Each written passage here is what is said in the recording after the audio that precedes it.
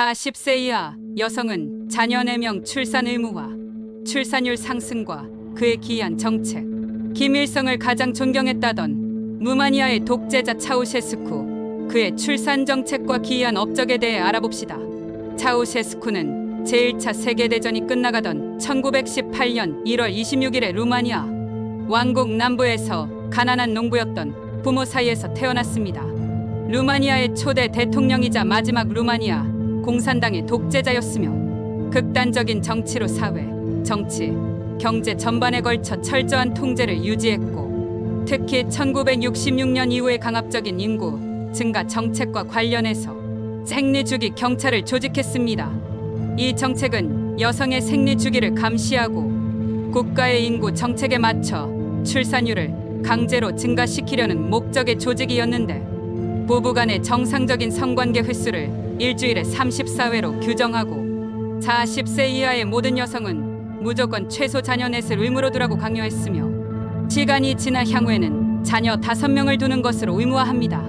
금욕세라는 항목을 신설해 자식이 없는 사람에게는 세금을 추가로 부과해버리기도 했고, 일부러 임신을 회피하는 여성을 감시하고자 생리주기 경찰을 운용해 감시했는데, 생리주기 경찰은 직장을 돌아다니며 여성들의 임신을 독려하고 임신한 여성에게는 표창을, 임신하지 않은 여성에게는 임신 강요와 세금까지 물리며 압박을 합니다.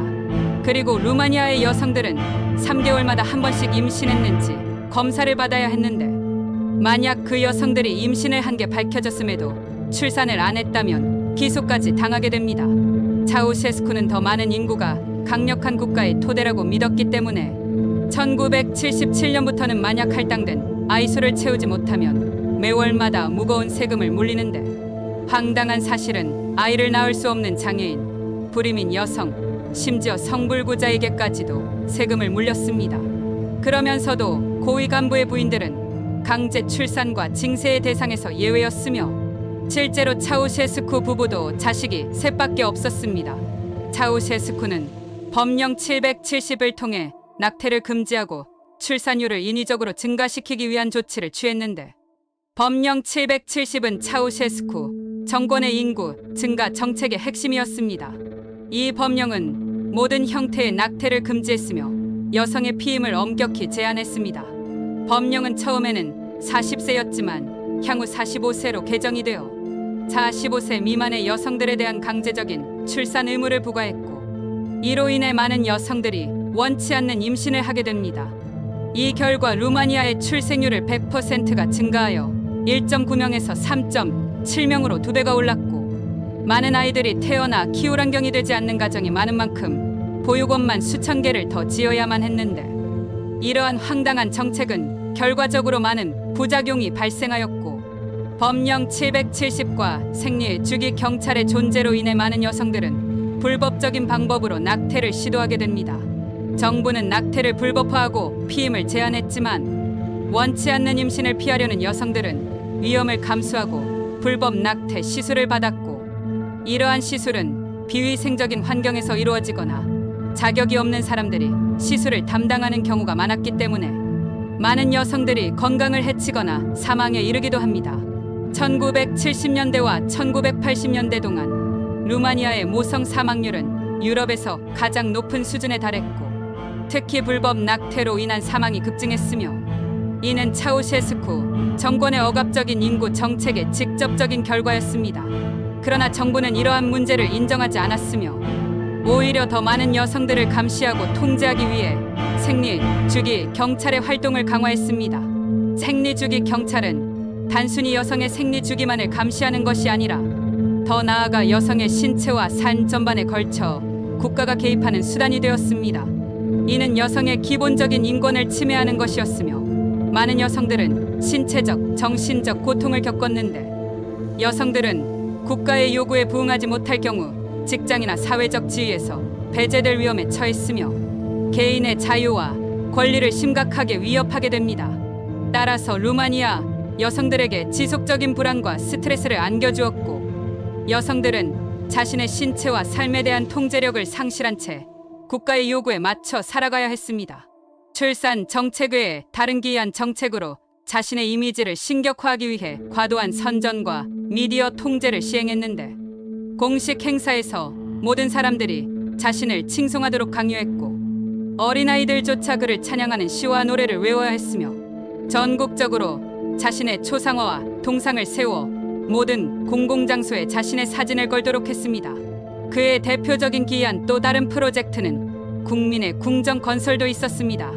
이 건물은 오늘날에도 세계에서 두 번째로 큰 행정 건물로 남아 있으며 1984년에 시작되어 그의 사망 후에도 완공되지 않은 상태로 남아 있었습니다.